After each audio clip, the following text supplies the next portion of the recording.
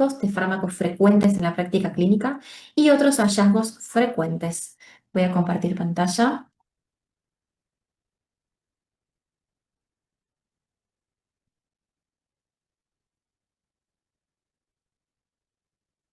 Bien, los objetivos específicos de esta clase es reconocer los cambios electrocardiográficos provocados por alteraciones iónicas y fármacos comunes en la medicina clínica e identificar patrones comunes no cardíacos, pero clínicamente relevantes. Vamos a tratar los siguientes temas: hipo e hiperpotasemia, hipo e hipercalcemia, efectos e intoxicación de la dioxina, antiarrítmicos y psicofármacos. Vamos a hablar de síndrome de Brugada, vamos a hablar de marcapasos y pericarditis. Vamos a comenzar con la hipopotasemia, que es una alteración hidroelectrolítica común. La hipopotasemia la vamos a definir como un nivel sérico de potasio menor a 3.5 miliequivalentes por litro.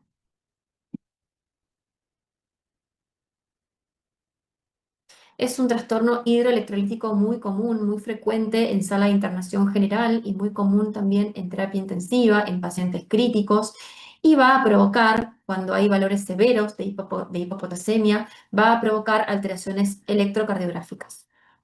Sobre todo las vamos a ver durante la fase de repolarización. También es común que la hipopotasemia severa provoque la aparición de diferentes tipos de arritmias cardíacas. El potasio en nuestro cuerpo, solamente un 2% se encuentra de manera extracelular, el otro 98% se encuentra adentro de la célula, en el espacio intracelular. Por lo tanto, podemos decir que es un ion intracelular. Existen 4 mecanismos comunes por los cuales se provocan hipocalemia o hipopotasemia. Y tenemos que haya una disminución de la ingesta en casos de desnutrición severa, que haya un desplazamiento del potasio hacia el espacio intracelular, que esto es provocado por diferentes fármacos comunes, como por ejemplo la insulina o el salbutamol. Que haya pérdidas de potasio, ya sea renales, como por ejemplo por diuréticos de ASA del tipo furosemida, o que haya pérdidas de potasio extrarrenales, como por ejemplo en grandes diarreas. Y vamos a clasificar la hipopotasemia y dijimos que los valores normales de potasio sérico varían entre 3.5 y 5 miliequivalentes por litro. Por lo tanto, vamos a hablar de hipopotasemia cuando el potasio en sangre sea inferior a 3.5 miliequivalentes por litro.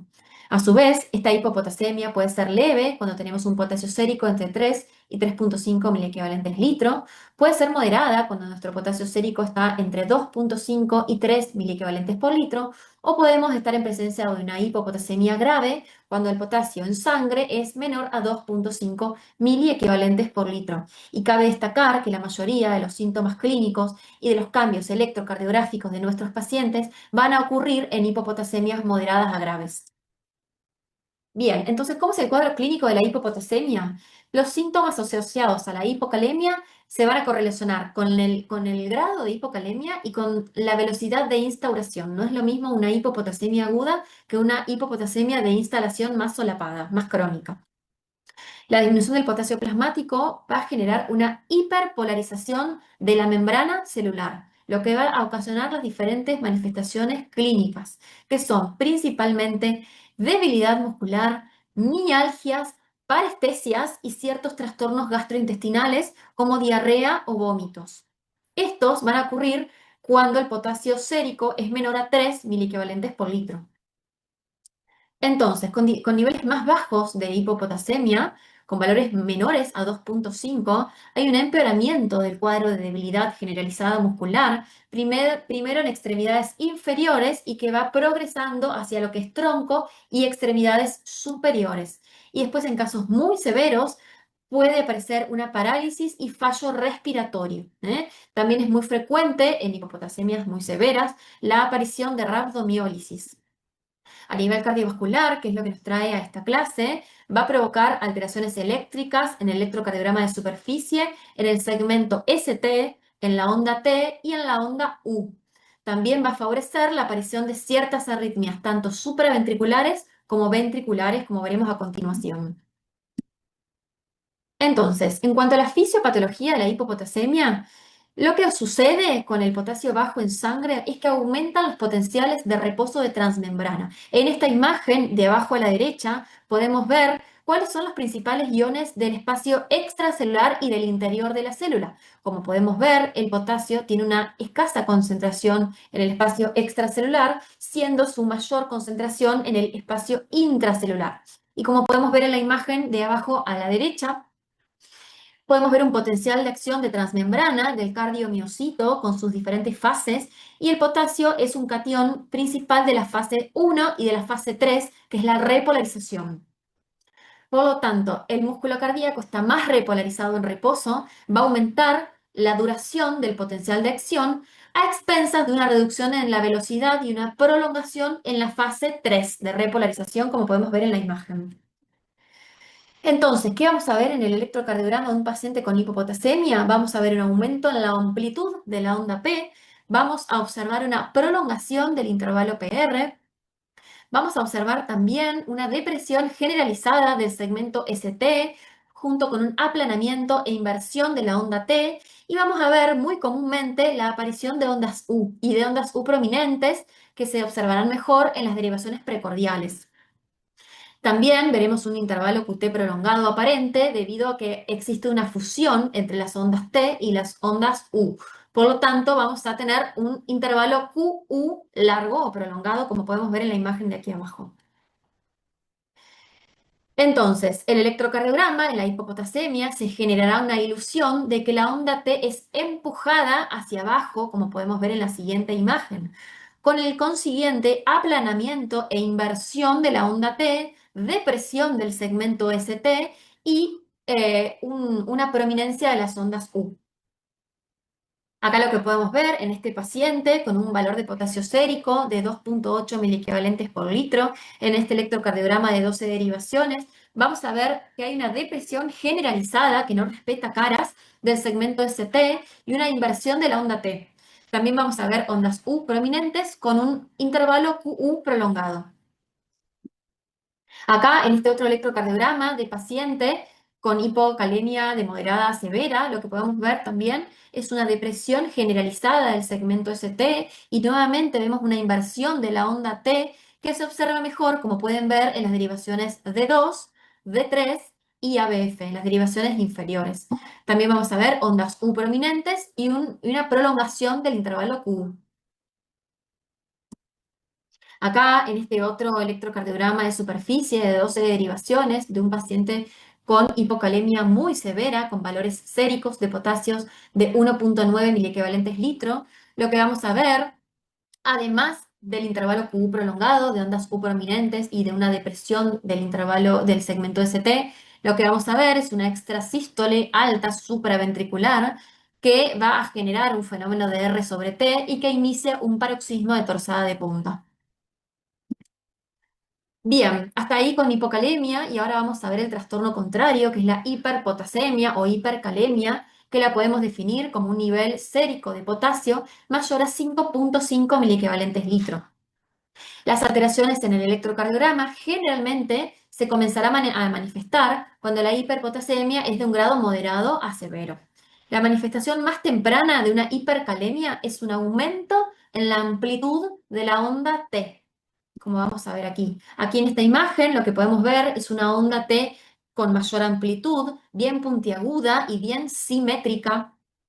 Y acá estas características que nombro a continuación son lo que vamos a ver en un electrocardiograma de una hipercalemia. Vamos a ver ondas T puntiagudas, vamos a ver progresivamente un ensanchamiento y aplanamiento de la onda P con una prolongación consiguiente del intervalo PR. Vamos a ver cuando el valor de potasio en sangre es más elevado, vamos a comenzar a ver bradiarritmias y bloqueos de la conducción auriculoventricular, en principio bradicardia sinusal, pero cuando el potasio sérico es más elevado, vamos a ver bloqueos AB de alto grado, vamos a ver ritmos de escapes ventriculares y de la unión, y podemos ver incluso ritmos de fibrilación auricular lenta. Vamos a ver bloqueos de la conducción y bloqueos y aberrancias en la conducción intraventricular, con ensanchamientos del complejo QRS, con QRS de morfología extrañas y con desarrollo de la aparición de QRS completamente aberrantes con ondas sinusoidales. Y también, por supuesto, que con hipercalemias extremas podemos ver fibrilación ventricular y consiguientes asistolias. En cuanto al mecanismo fisiopatológico, sabemos que el potasio, que es un ion preferentemente intracelular, como hablábamos previamente, es vital para regular la actividad eléctrica normal de nuestro corazón. El aumento del potasio extracelular va a hacer que se reduzca la excitabilidad de la célula miocárdica con una depresión de los tejidos marcapasos y conductores normales de nuestro corazón. El empeoramiento progresivo de esta hiperpotasemia va a conducir a la supresión de la generación de impulsos por el nódulo sinusal y una reducción posteriormente de la conducción por el nódulo auriculoventricular y el sistema de haz de His-Purkinje, lo que va a provocar posteriormente y con la mayor gravedad de hipercalemia, bradicardias y bloqueos. Hablamos de hiperpotasemia leve con valores de 5,5 a 6 milimoles litro, hiperpotasemia moderada con valores de 6 a 6,9 y hablamos de hiperpotasemia severas con valores de mayores o iguales a 7 milimoles litro de potasio sérico.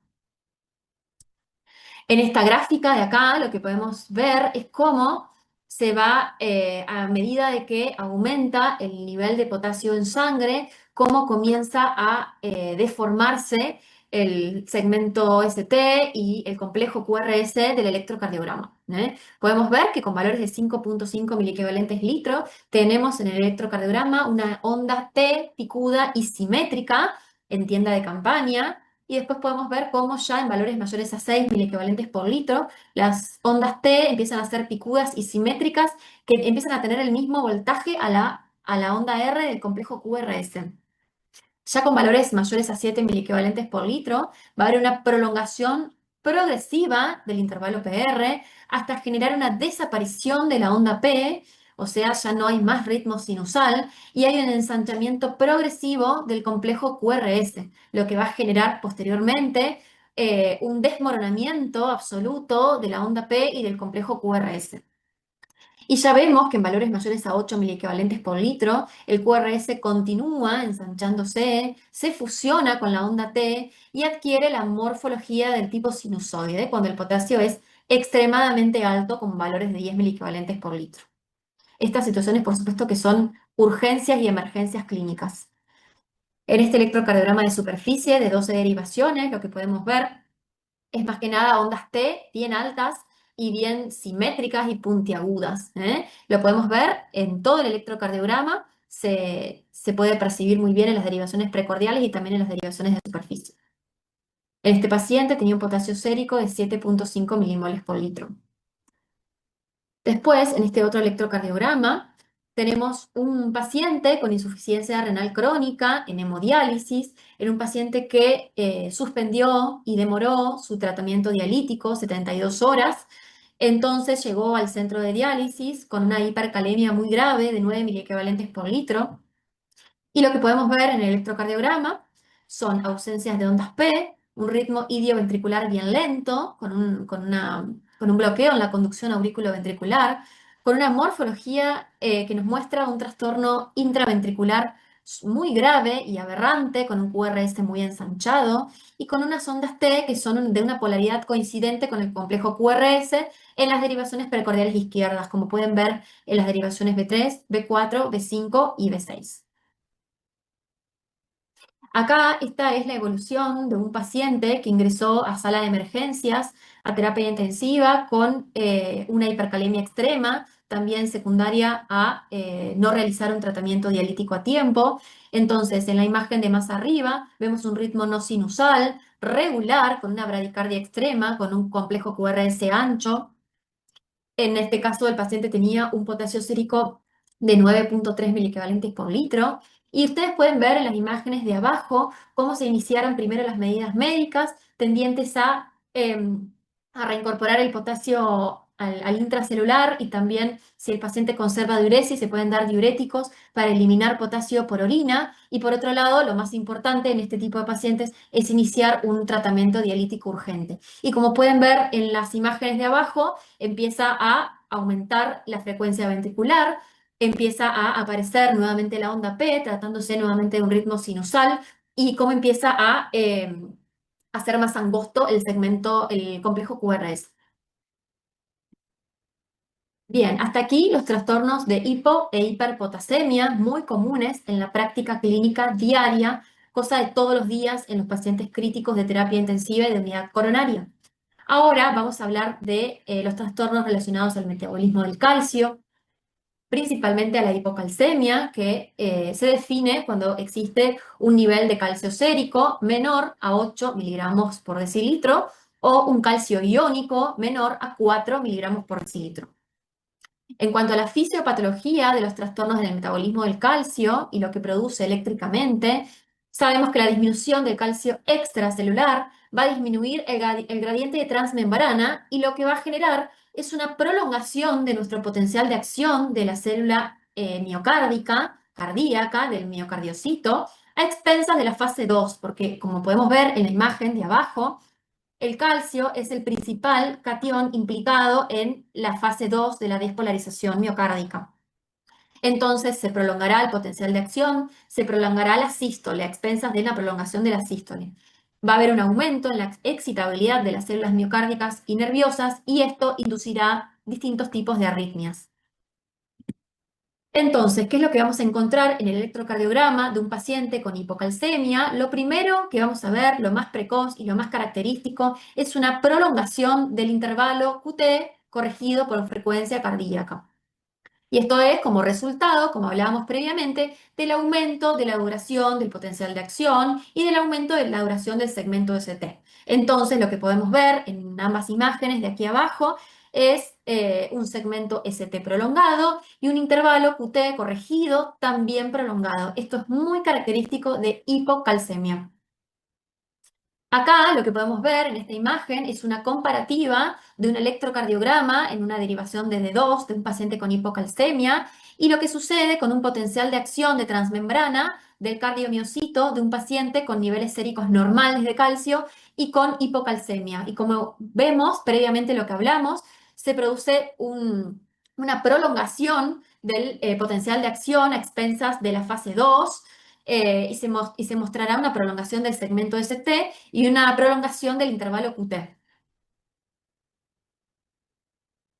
En este paciente que estaba internado en una unidad de cuidados críticos por una pancreatitis aguda y presentaba por la alteración metabólica una hipocalcemia secundaria con valores de calcio sérico menores a 8 miligramos decilitro o calcio iónico menores a 4 miligramos decilitro. Y lo que podemos ver en este electrocardiograma de 12 derivaciones es un paciente que está en ritmo sinusal a una frecuencia controlada, con un PR que está conservado y con un QRS que también está conservado. Y lo que vemos es un intervalo QT severamente prolongado de 550 milisegundos. Y esto se debe esto es a expensas de un segmento ST prolongado. Bien, entonces, observación, asociación del intervalo QT prolongados con ondas T relativamente estrechas e invertidas. Y lo que podemos ver en derivaciones de 1, en derivaciones de 2, en ABL y en B5 y B6. Y esto es muy sugerente de hipocalcemia. Y el trastorno contrario del metabolismo del calcio debido a la hipercalcemia, con niveles séricos de calcio mayores a 10,5 miligramos decilitro o calcio iónico mayor a 5,25 miligramos decilitro. Esto también lo vemos en pacientes de cuidados críticos, en pacientes internados, en pacientes oncológicos con lisis tumoral o lisis tumoral espontánea con alta carga tumoral. Y lo que podemos ver, y en cuanto a la fisiopatología, lo que sucede con la hipercalcemia es que hay un aumento del calcio extracelular, lo cual produce un aumento en el gradiente de transmembrana, y acá lo que sucederá es el trastorno contrario a la hipocalcemia. Se acortará el potencial de acción al reducirse la fase 2 del potencial de acción, como podemos ver en la imagen, y esto lo que hace es acortar la conducción auriculoventricular, acortar la sístole, y los periodos refractarios. Y lo que podemos ver en esta imagen electrocardiográfica de un paciente con hipercalcemia, lo más común y lo más precoz de visualizar es el acortamiento del intervalo QT. Entonces, hallazgo más precoz y más frecuente, un QT corregido menor a 350 milisegundos puede indicarnos hipercalcemia. Otras cosas que comenzamos a ver son segmentos ST también acortados, pudiendo llegar a estar ausentes y fusionándose la onda T con el complejo QRS. También podemos ver algo de ondas T picudas y cuando las hipercalcemias son muy severas y graves, podemos ver trastornos en la conducción, bradicardias sinusales o bloqueos en la conducción AB o disfunciones nodales. Bien, y hasta aquí con los trastornos hidroelectrolíticos más comunes de la práctica clínica, de la práctica diaria de terapia intensiva. Y ahora vamos a pasar a un tema muy interesante y con características electrocardiográficas muy distintivas, como son el efecto de la intoxicación digitálica, ciertos antiarrítmicos y psicofármacos. Y para comenzar, vamos a empezar hablando de la digoxina, que la digoxina es un glucósido cardiotónico utilizado como agente antiarrítmico y empleado en insuficiencia cardíaca. Actúa como efecto directo, inhibiendo la bomba sodio-potasio ATPasa cardíaca. Y lo que hace inhibiendo esta bomba es aumentar el sodio intracelular y la entrada de calcio intracelular, lo cual va a generar un aumento en la contractilidad cardíaca. También suprime la conducción del nódulo auriculoventricular, por eso es muy común darlo en vía coronaria en pacientes con algunas taquiarritmias supraventriculares, que no podemos controlar su frecuencia cardíaca con otros fármacos, y sobre todo en pacientes con depresión de la función ventricular izquierda del corazón. Disminuye las frecuencias ventriculares por arritmias auriculares. ¿Y cuáles serán los hallazgos más comunes del paciente con un efecto o intoxicación digitálica?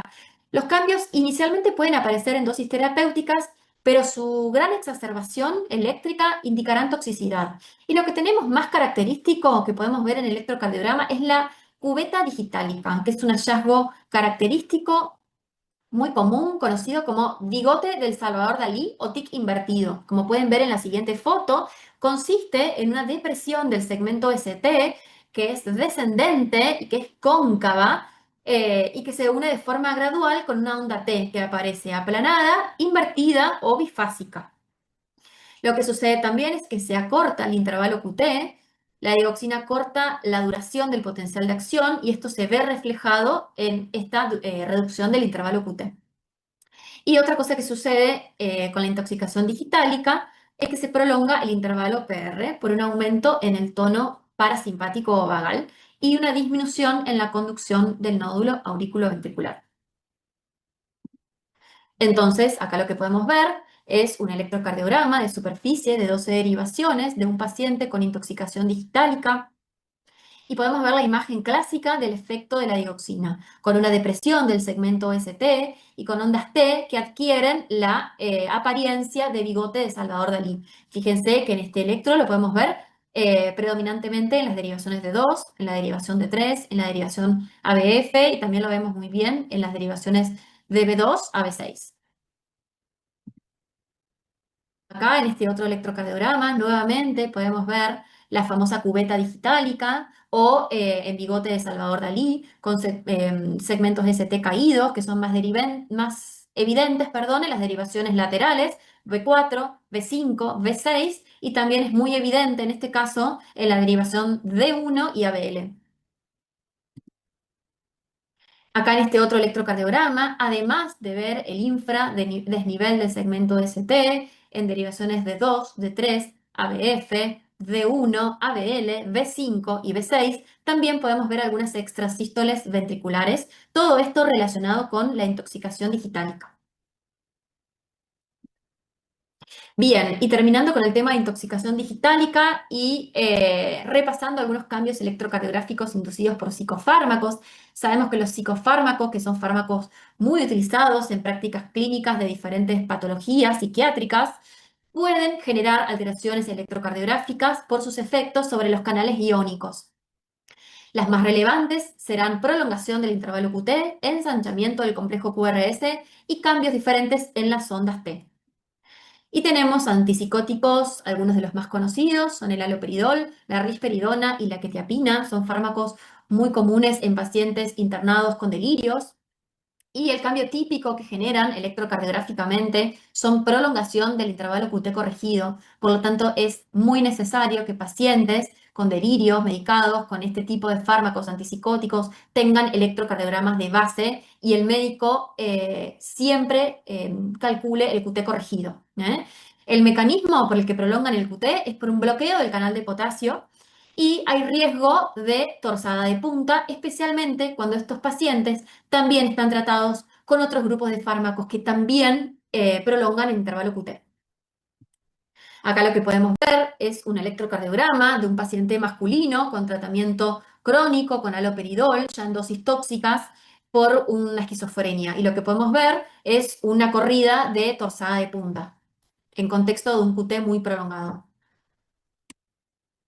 Después, los antidepresivos tricíclicos, fármacos comunes para diferentes trastornos del estado de ánimo, para diferentes tipos de depresión y también trastornos de ansiedad. Los más conocidos, amitriptilina, imipramina y clomipramina. Y los cambios electrocardiográficos más comunes que suelen inducir son ensanchamiento del complejo QRS, prolongación del intervalo PR y también del QT, del intervalo QT. En sobredosis de antidepresivos tricíclicos como la amitriptilina, se puede llegar a ver en el electrocardiograma un patrón del tipo bloqueo completo de rama derecha con una desviación extrema del eje hacia la derecha. Y el mecanismo son bloqueo de los canales de sodio y de potasio. Acá en este electrocardiograma de superficie de 12 derivaciones podemos ver una mujer con una intoxicación con sobredosis de amitriptilina y lo que podemos ver es una taquicardia muy regular con un QRS muy ensanchado, a más de 150 latidos por minuto, con un intervalo QT corregido prolongado y un eje desviado hacia la extrema derecha. Después, el grupo de fármacos de los inhibidores de la recaptación de serotonina, que también son fármacos muy utilizados para ciertos trastornos del estado de ánimo, como el citalopram, el escitalopram, la sertralina y la venlafaxina, también son fármacos que pueden inducir una prolongación del intervalo QT corregido, pero suele ser más leve que con los antidepresivos tricíclicos y suele ser dosis dependiente. Rara vez son clínicamente significativos y debemos tener especial precaución con el citalopram, sobre todo en dosis mayores a 40 miligramos por día.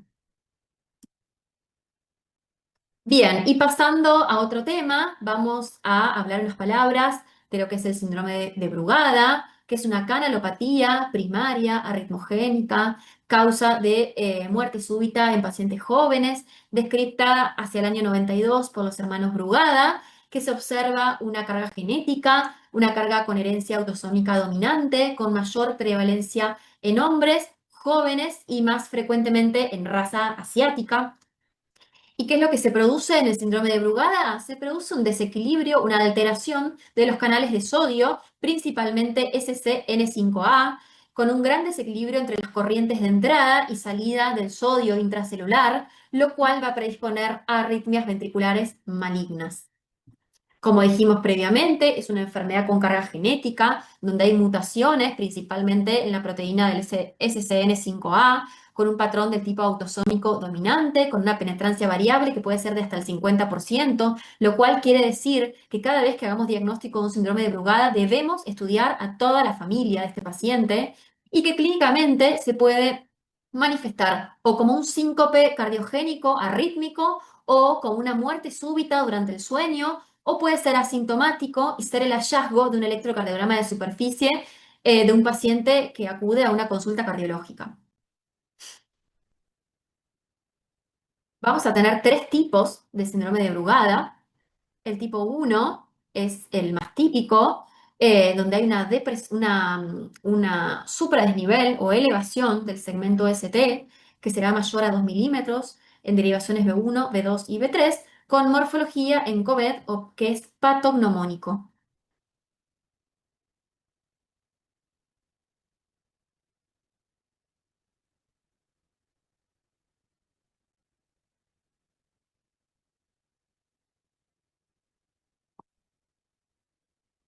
Bien.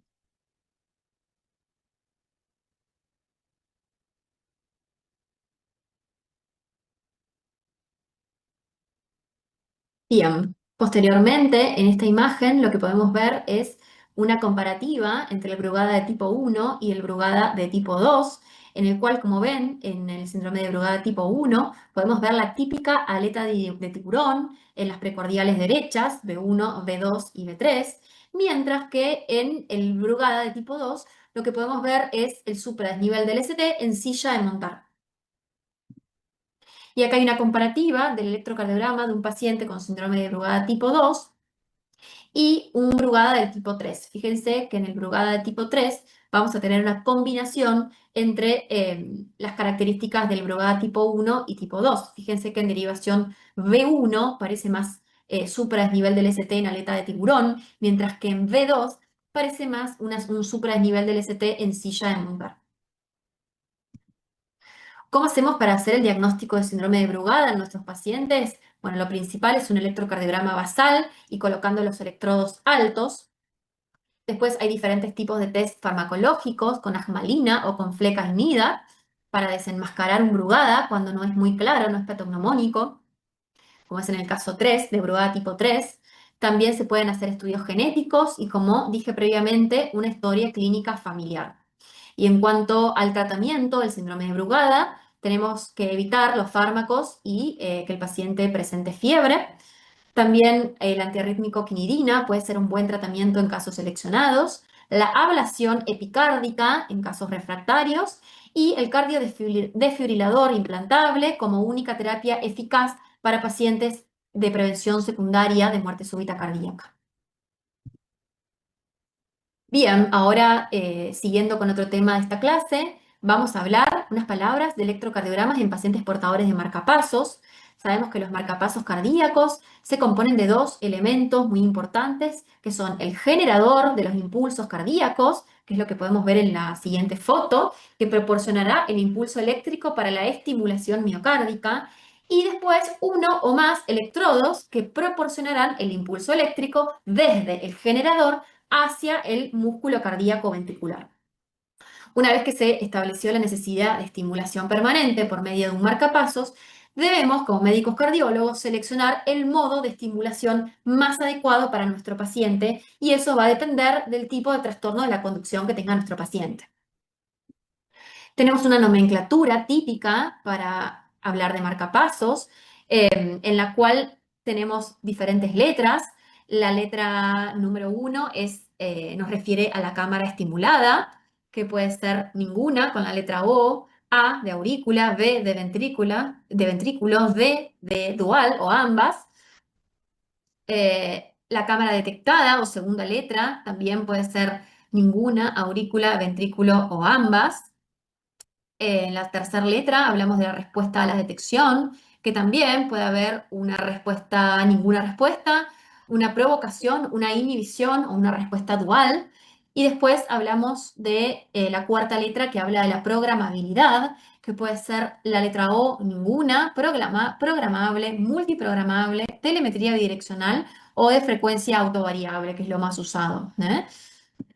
Bien, tenemos el marcapasos unicameral, se sigue utilizando en algunos casos, sobre todo en pacientes que no están en ritmo sinusal. Acá hay un solo electrodo hacia el ventrículo y tenemos el modo BBI o BBIR, que sigue siendo un modo de estimulación común. Como ventajas, tenemos que incluye la necesidad de un único electrodo, y la capacidad de proteger al paciente de bradicardias peligrosas de cualquier etiología. Pero es un tipo de marcapaso que ya está bastante en desuso, sobre todo en pacientes que están en ritmo sinusal, porque la demanda de estimulación ventricular no puede mantener una sincronía aurículo-ventricular. Y la falta de esta sincronía AB puede dar lugar a un síndrome de marcapasos. Está indicado principalmente en el día de hoy a pacientes que no están en ritmo sinusal y necesitan por un bloqueo en la conducción ventricular, un bloqueo bajo.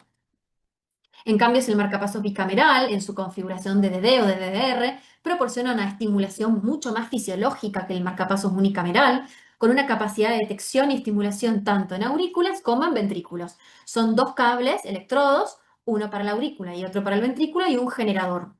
El marcapasos será inhibido en presencia de ritmo sinusal con conducción AB normal si la frecuencia sinusal es más rápida que la frecuencia inferior programada para el marcapasos y la conducción AB intrínseca es más rápida que el intervalo AB programado.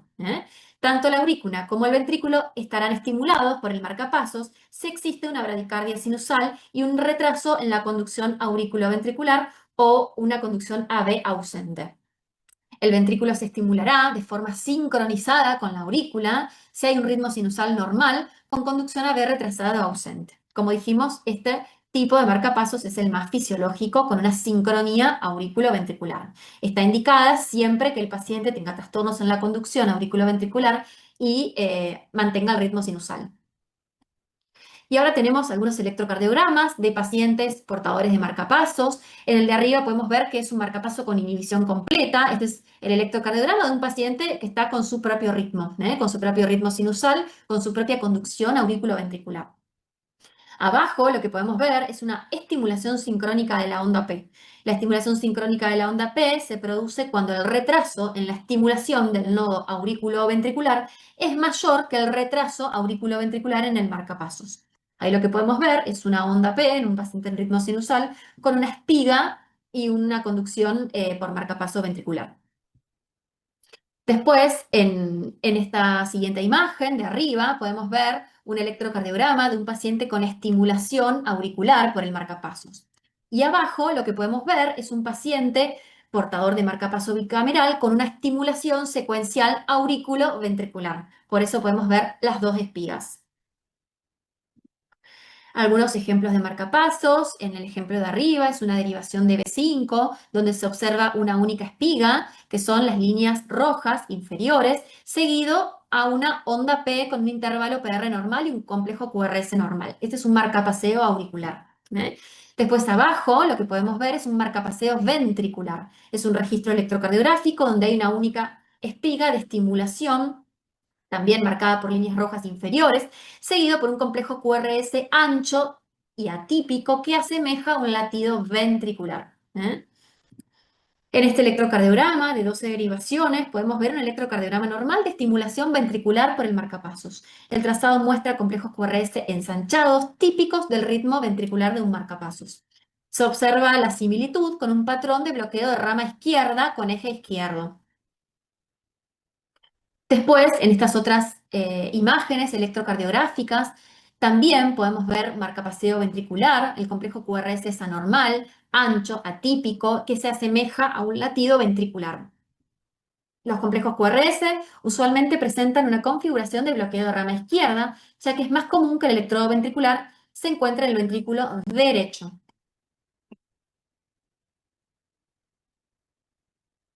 Hola.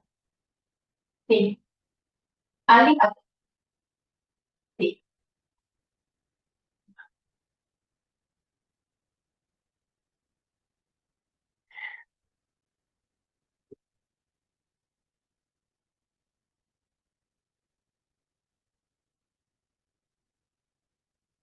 Seguimos.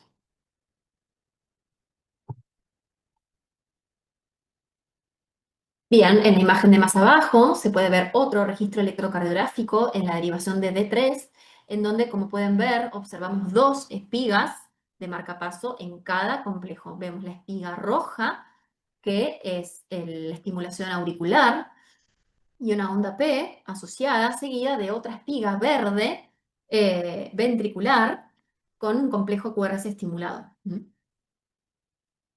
Y después, acá tenemos diferentes ejemplos de algunas alteraciones que se pueden observar en un paciente con marcapasos, como son la falla en la captura del marcapaso, como vemos en la imagen de arriba, que ocurre cuando, a pesar de la emisión de un impulso eléctrico, el corazón no llega a despolarizarse y se evidencia por una espiga de un marcapasos sin onda P ni un QRS consecuente, como pueden ver acá arriba. Y abajo, una falla de sensado del marcapaso, que es la incapacidad del marcapaso para detectar la propia actividad eléctrica del corazón, lo que puede resultar en un sobresensado, o sea que va a detectar señales que no son del corazón, o un subsensado que no va a detectar la actividad cardíaca intrínseca, como la onda P o como el complejo QRS. Bien, y finalizando con estos temas de la clase de hoy, vamos a repasar electrocardiograma en pacientes con pericarditis. Vamos a hablar de pericarditis aguda, que la definimos como una inflamación del pericardio, secundaria ya sea a un proceso infeccioso, a una lesión localizada o a algún trastorno sistémico, que producirán un dolor torácico característico, una disnea y cambios eléctricos seriados. El dolor en el pecho suele ser de naturaleza retroesternal y de tipo pleurítico y posicional, con un alivio al sentarse hacia adelante y con un empeoramiento del paciente al acostarse en decúbito. Puede haber un roce pericárdico asociado o una evidencia en un electrocardiograma de derrame pericárdico. El derrame pericárdico puede estar presente o no en la pericarditis aguda. Y los cambios generalizados del segmento ST ocurrirán debido a la afectación del epicardio subyacente.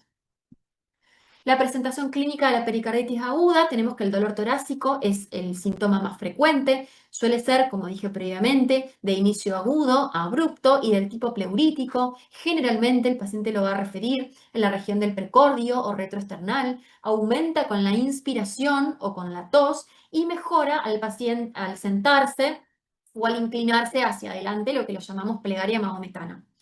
Acompañado a este dolor típico pleurítico, puede aparecer fiebre, disnea, tos o clínica de alguna infección aguda del tipo viral. Al examen físico podemos encontrar roce pericárdico, que es un signo patognomónico de pericarditis aguda y está causado por los roces entre las capas visceral y parietal del pericardio inflamado. Los cambios característicos del electrocardiograma en la pericarditis aguda se pueden dividir en diferentes fases. Tenemos en la fase 1 que estos cambios se van a observar a las pocas horas de iniciado los síntomas, de iniciado el dolor torácico. Y lo que vamos a tener en el electrocardiograma de la fase 1 es un ascenso del segmento ST cóncavo hacia arriba, con un consecuente descenso del segmento PR y una onda T positiva, como pueden ver en la imagen de más arriba. Supradesnivel del ST, cóncavo hacia arriba, descenso del PR y onda T positiva.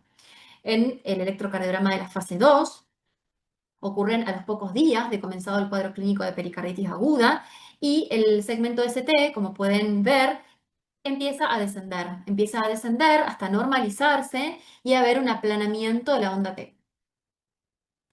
Posteriormente, en la fase 3 de la pericarditis aguda, en el electrocardiograma se producirá una inversión de las ondas T, como podemos ver en el electrocardiograma de la imagen, en la mayoría de las derivaciones sin aparición de onda Q, que esto es muy importante para diferenciarlo de un infarto agudo de miocardio.